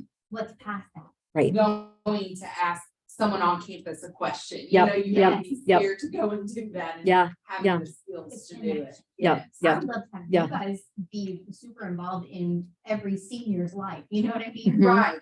Like, let's look down there and Yep. layer it. Yep. And I do think it is in collaboration, right? And so that's Yeah. where I would say even turning that back to, like having those numbers are really helpful because if you meet with a data-driven person or those, but again, I think the reason that we are here and if they don't bring up transfers, we're not like, that's not what we're here for today. Like what we are here for today is promoting access to college, lower counselor ratios, rigorous curriculum, opportunities that get students to college. And then we also, of course, need to talk about the persistence and reinforcing the skills once they get there and that this is this conversation today. And we know that in March, the school counselors are also so it really is continuing this conversation about so many things because you can't do it all. But if they pivot towards that, I think knowing that, and again, when you are blindsided by a question or something, being able to redirect that to why you are here to, I don't know, but I'm going to look that up for you and I'm going to follow up in an email. And I'd love to be a resource to you if you ever need an ear in talking through what these bills will actually look like on the ground or what they can look like in execution as I am working in schools or as I'm partnering with other people in schools or I'm a promise mentor or I do these types of things. I think that's again where your voice becomes so important for them, for their time. So where I will leave you, we only have a couple minutes here, but we have a working lunch. We have some information, is some opportunity to harness the power of the Google. So if you haven't done that yet and you don't know your senator or your representative's sort of voting record this term or last term, however you want to kind of take a look at that, that's really important. And even if you don't have the full spiel, again, it will pivot no matter what you plan for. Everything will change based on questions and whatever's in the room, but figuring out kind of who's your opener, who's your closer with offering resources moving forward. That's kind of the thing that I think we most need before the meetings officially begin. And then everything in between is sort of up to you and up to them and up to your follow-up. But I just would say going in, first of all, they work for you. So you are here, they work for you. And so do not lose sight of that or any focus of that. Your voice is important in that room and you should feel as such. So take up the air, take up the space, talk. That's what you're here for. Do a bit of listening, bullet point the things they would want to see changed in these bills, to vote for them, those types of things, keep those ears up, but fill the space with your voice and enjoy the conversation. I want to harness you while you're here. I think Mason and Chris are going to head down and help Kelly with the pizza. Yep. I would love to, we can let people know online. We are going to take a quick break and we'll be back on 12:10. But for people that are in person, let me go ahead and I'll mute this. We'll be back.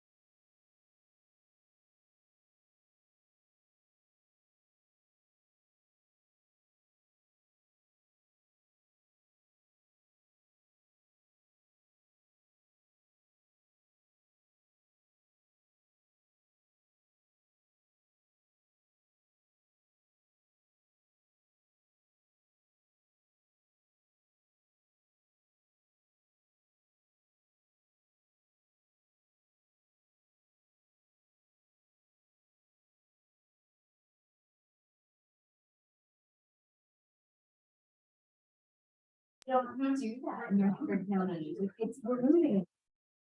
everybody. Welcome back.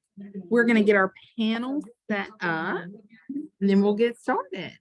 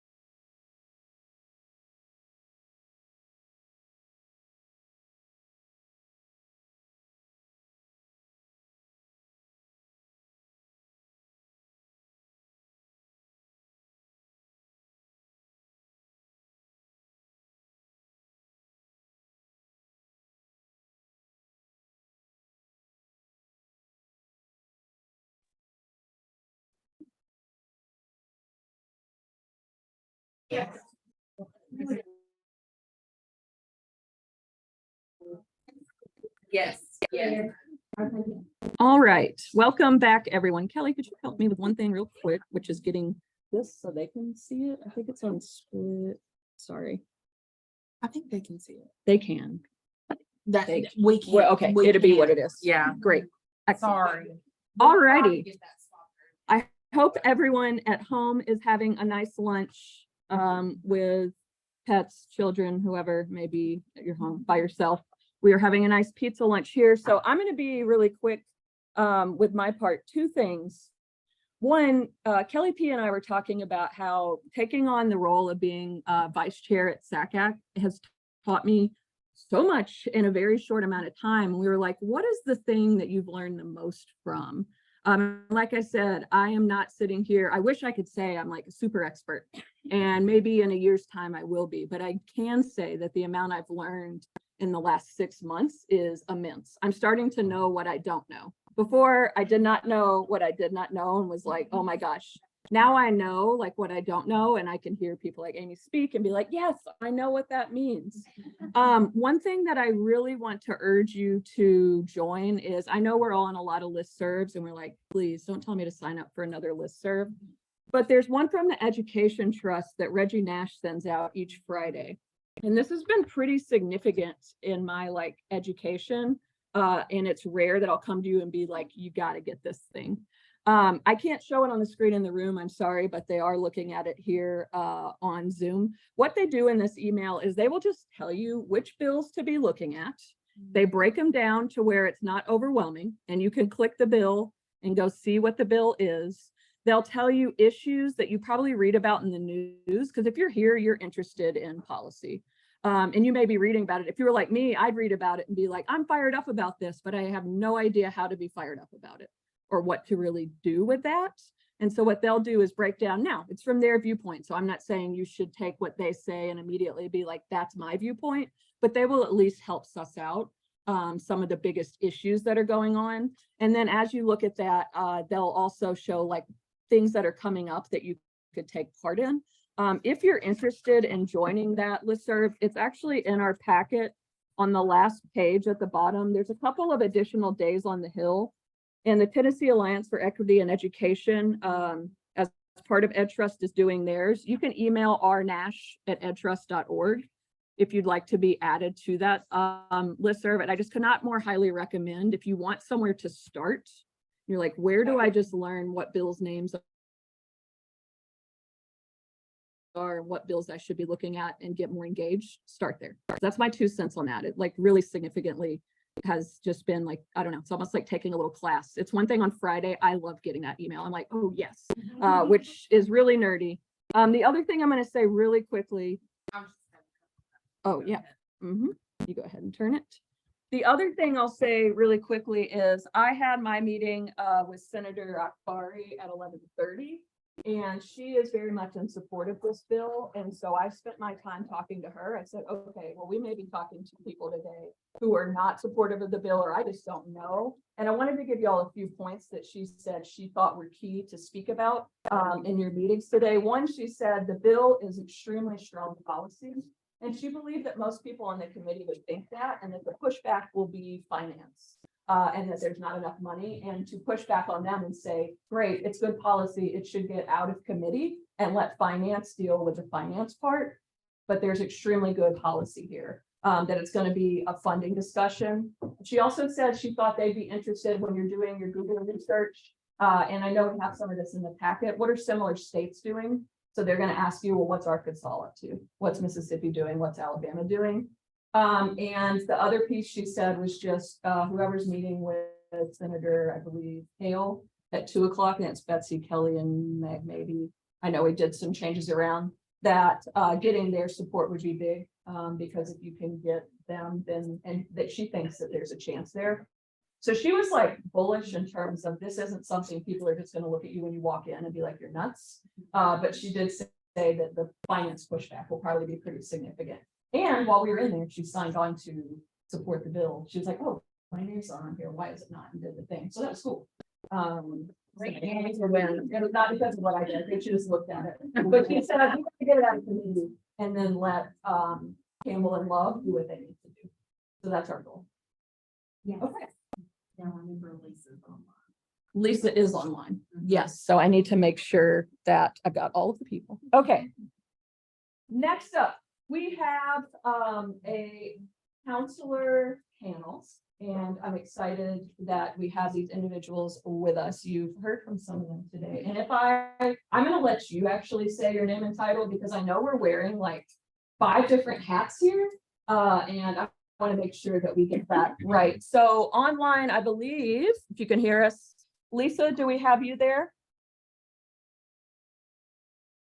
Maybe. Lisa, can you hear us? Oh, I think she's on. Oh, okay. Then we'll start in the room. Beverly, if you could please present yourself, introduce yourself, and like where you work, what brought you here, why you're passionate about this. Okay. And then we'll go from there. I'm very interested in Knoxville, Tennessee, here in high school or in middle school.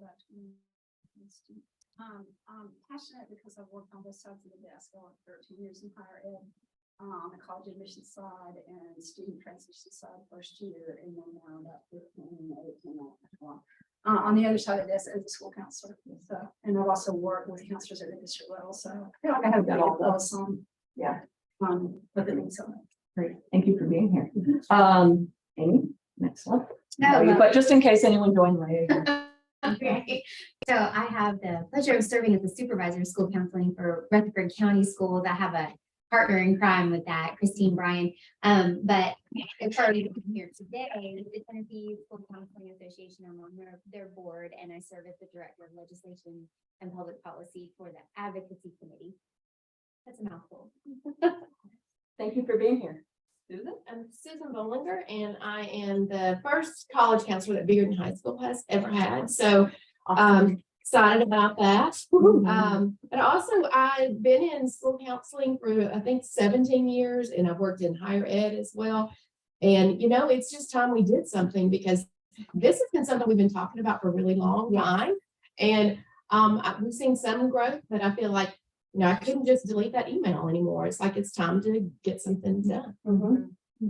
Well, I'm using my phone to look at my notes here because I have a lot of questions for you all, but short amount of time. So I'm going to make sure to fit all these in. My first question, though, to what you just said is, you said, I've been, seeing this, we've been talking about this for a long time. But anyone on the panel, what have you seen in terms of like changes in your ratios or in your work from maybe when you started to now?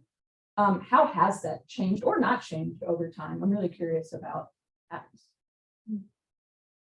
Well, I started out working for a university, and then I worked for a rural low-income public school, and there were just 2 counselors for 1,100 students with no secretary. So that has certainly improved from the time that I started to now. I think particularly in our area, we're working on 865 academies, and so we're kind of modeling some of the things that are happening here in Nashville. But we're getting more emphasis on the college and career part of that domain. So I feel like there's money, maybe a little bit more money, and there are some resources that businesses and community members are helping with to help us get that area. On the other hand, I feel like the needs are greater. Mental health is definitely something that is not going away, and our kids need more services in those areas. So I feel like I feel optimistic, but I feel like there still is a lot of need. Go ahead. Well, just to piggyback on that, I think if I had to nail it down to one area, I would say the significant increase in mental health needs. So when I started on this side of the desk, I would say maybe 10% of my time was social emotional needs, but that need was my boyfriend broke up with me versus this is data pre-COVID, right before COVID. Just looking at the number of suicide assessments we did, 150, not even the full school year, 150 in the time that just that critical assessment took, 30% of our contract time. I mean, sorry, 36%. That's just the critical assessment. That's not the everyday walking in. I'm having a panic attack. I need to recenter. That's just social emotional. So the needs of, let me talk to you about what your course progression should look like, or how do you get from point A to point B, and here's what you need to be doing to prepare for the next stage of that. All gets pushed to the back because you can't reschedule a suicide assessment. You can't reschedule significant social emotional needs. So it's almost like yes, school counselors work in 3 domains, but it's becoming to where it needs to be almost 3 different offices, just like at the college level. And as a school counselor, I don't like to say that here myself, but I agree. To truly serve students. The 150 number you mentioned, what was that time period? That assessment, you said it wasn't in a year. Right, so that was like August to, it was a little over the first semester. And what we're seeing is that those numbers are increasing down into the 3rd, 4th, and 5th grades. Oh, yeah. So it is not just a high school problem. I mean, it is becoming increasingly more to the point where some of our local agencies, Vanderbilt, Trust Point, they are pushing their services down to 10-year-olds because the demand for beds in the mental health facilities is so high. Kids are having to go to Atlanta, other places, because we just don't have enough here in the state of Tennessee. So it's dramatically increased. I think what I have seen too is, like you were saying, a school of 1,200 with 2 counselors. The change I feel has shifted somewhat with BEP to that understanding that the 350 to 1 is a good idea, but the power to make that decision is still in the hands of the LEA, which is all fine and good if the LEA understands the need, which that is few and far between. What we're seeing shift that understanding is now we do have more school counseling coordinators and directors in larger districts now, and that is helping because there's someone advocating for that at the school board level, where they're traditionally, I mean, even just in the last 5 years, that didn't exist except here in Metro. So that's been encouraging to kind of see that happen, because there's someone who can write in that line item, in the budget, or who can advocate for the placement of more counselors based on those ratios. But we're looking at those ratios as written into state policy. And so our legs are based on what policy has written, right? So those are the legs we have to stand on. So this bill is important in that regard. Those who are serving in the role of coordinator, director, supervisor, they don't have legs to stand on unless policy is written toward that regard. And could you define LEA? Sorry, People that this is one of those things that I was reading stuff and I would be like, So sorry. No, that's great.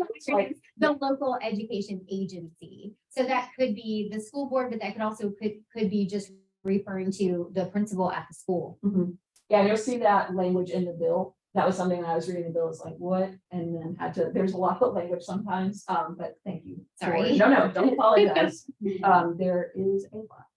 So another thing, we all have, you mentioned inappropriate uses of our time, different uses of our time. What other demands are there or have there been of you in your role over time? And then my second part of that question is, how have you advocated or what have you found successful? Because I know we have some like newer counselors in the room who maybe it's like, hey, you need to go over there. And it's like, no, I need to be doing this. So It's not that. what are some of the other responsibilities that you've had? And then how do you successfully carve out the time to do the work that you're there to do? Yeah, certainly. So when I started in school counseling, at the high school, we still had to do, still had to do all state testing. And when I started, there were 3 mandatory tests and then there was 11. You know, just all your testing all the time. And so one thing that Tennessee has done right over the years, at least in our district, I can say, No, I think has pushed that off. Yes. Yes. Now, there are many former school counselors who are now testing directors, and it's nice to have that lens. So that's a good thing. However, as an example, I'm AP coordinator. So AP coordinator is not state testing, and it takes a large chunk of time. And so even though I'm a school counselor and I'm funded, I'm not in a position that has day-to-day student contact as it did prior to me doing this. So I'm kind of doing more administrative type roles. Yeah. But I'm still taking up one of those lines. So that reduces the ratio. So even though you can do the math with the population in your school and how many counselors a school has, it doesn't mean they're meeting that 2:1 ratio in terms of guaranteed access to it. Right. There are 2 things I'd like to say. One of them is the coordination of 504s, which, you know, tends to be more of a special ed type of a function, but yet school counselors, I don't know, for some reason it's given to them. And even though the American School Counseling Association recognizes, no, it's not appropriate to be the advocate for the student in the meeting, yes, but not coordinating the process of 504. And the other thing that I would like to say, state, I guess, is more on the elementary level, but we have a lot of our school counselors who are just in rotation, have a related arts teacher, like students come to them the same way they would come to an art class or PE. So that doesn't allow them any opportunity to be more intervention, to provide more intervention, I guess, and or those responsive services. I understand the idea, but when that's providing planning time for a teacher, then that literally,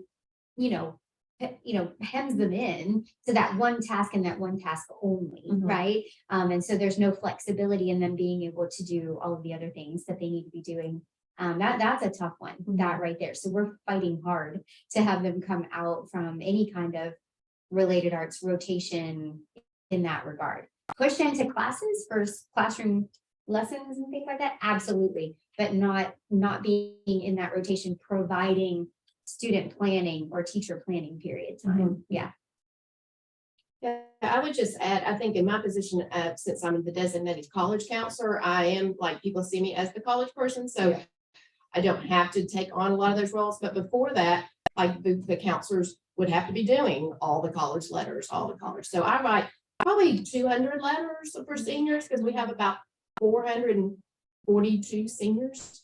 So, and they go different places, and not all colleges require letters, but so there's, there is a big chunk of students. I really wish we had 2 counselors, one for freshmen and sophomores, one for junior seniors, or at some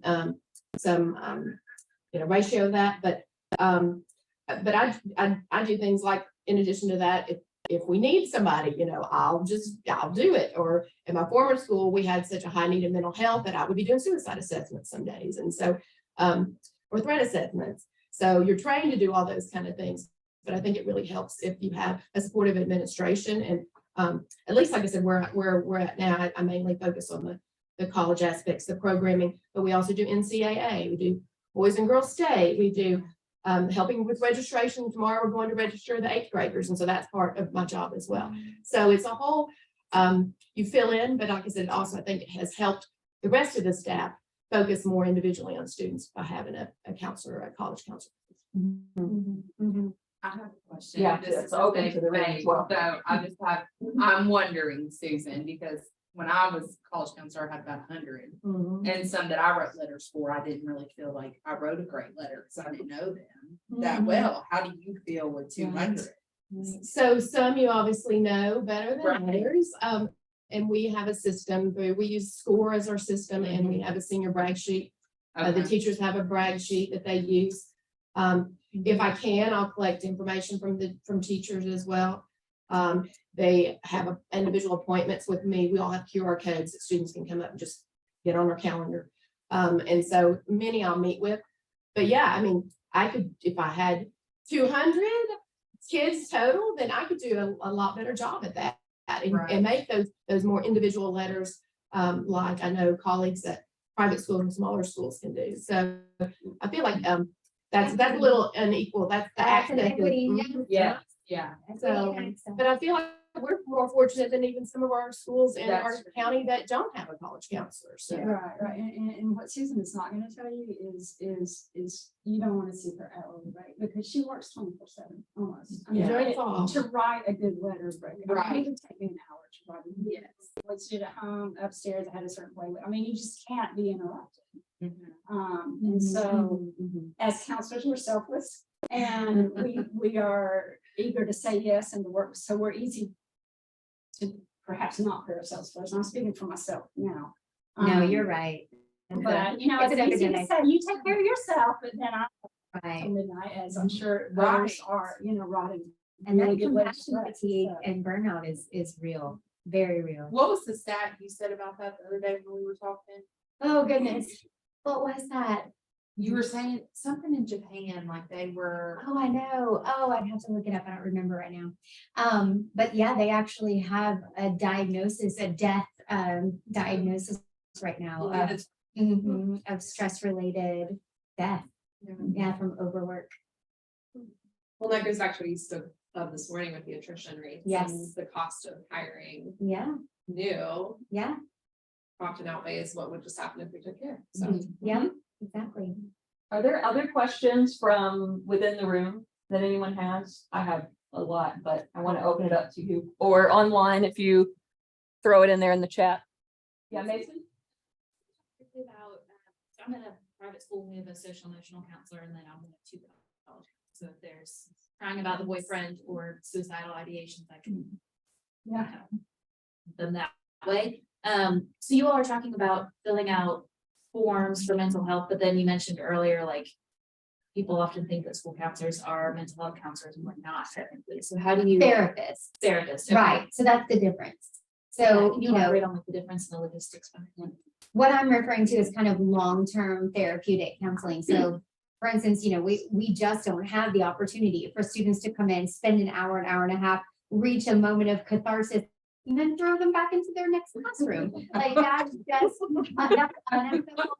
And we don't have the time for that, right? So, but a lot of times, because there is such a shortage of mental health providers in our communities, you know, parents will bang down our doors asking, please, please, please, you know, see my student on a therapeutic basis, and we just ethically cannot. You know, but we can provide short term. So let's just say a 6-week, you know, I will meet with them regularly for 6 weeks. We will work on this skill. We will, you know, I will help facilitate that, but then I have to stop. I have to move on. We really don't have, or like writing it into an IEP. That's not really ethical either, because we can't always be accessible, and that's legally binding, right? No, they must see their counselor once a week. Well, we're not always available once a week for that student, much less how many IEPs are in a high school or in an elementary school. I mean, there's no way. So yeah, that unfortunately, even though the social emotional needs are so high and the mental health crisis just keeps rising, as school counselors, we can triage and we can refer, right? It's kind of like when you go to the emergency room and you see that triage nurse, they know exactly what's going on with you and they can get you stable in that moment, but then they have to refer you to the specialist, and we're the same way. That makes sense. Remind me if I'm wrong, my education on IEPs is a little outdated from when I taught, but you have to have an official diagnosis for it to be included in your IEP, Correct. correct? So I mean, like, it wouldn't be helpful to delay the student in seeing an official, not official therapist, but licensed to get the diagnosis, to then get those school supports, right? Right, but you have to remember the IEP is written for academic accommodations first, right? And so we have to think about how does their disability or special ability impact their learning. And so then what supports are allowable or acceptable in the school setting to then impact their access to the academics. Does that make sense? No, it does. Yeah. All right, well, we have meetings starting at 1 o'clock. This is Okay. gonna feel short, but I want to make sure we have time. If you could see on the back page, I think we all worked out the assignments, but it has the room. You can go in and it'll be a little office, and then they will then let you into the senator or rep's office from that point. So you guys can do this. If you're online, that's the end of our day. We will send more Thank you. info. Yeah. You'll get info on following up and being able to write emails to reps and senators. So that's the next best step that you can take. And obviously get in touch with Kelly if you have questions. So thanks I see a Q&A. Try to answer a couple here. Yep, thank you. Yes, all right. Have a good day. Bye-bye.